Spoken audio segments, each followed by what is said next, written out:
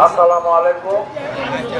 3 নং দক্ষিণ দুর্গাপুর 1 নং ওয়ার্ড কর্তৃক আন্তরিকতার আমার এই এলাকা, আমার জন্মস্থান। এটা আমাদের দলীয় বিএনপি সারা বাংলাদেশে তোদের প্রোগ্রাম চলতেছে এবং চলবে। কেন চলবে?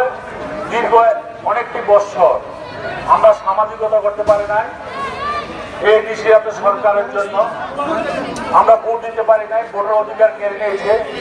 এখন বেশিক্ষণ বলার সময় না, তারপরেও একটি কথা বলতে হয়। আমাদের ছয়ের কর্ণধার হাজী আমিনুর রশিদ ইয়াসিন সাহেব, উনি প্রতিটা ইলেকশনে পাস করার ক্ষমতা রাখছে, কিন্তু জনসাধারণ ভোট দিতে যেতে পারে নাই। ইনশাল্লাহ এবারও আসবে। নিষিদ্ধ সরকার আর কোন নেওয়ার ব্যবস্থা নাই।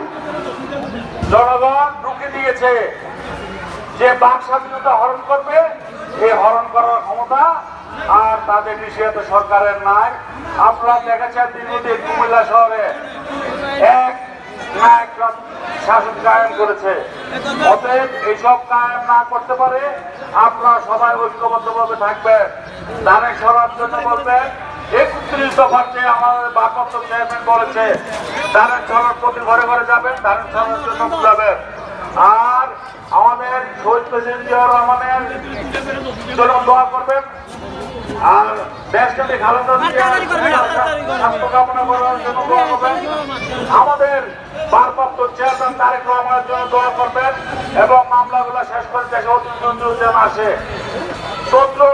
আমাদের 6 আসনের কর্ণধার হাজী আমিনুর রশিদ ইয়াসিন সাহেবের জন্য দোয়া করবেন।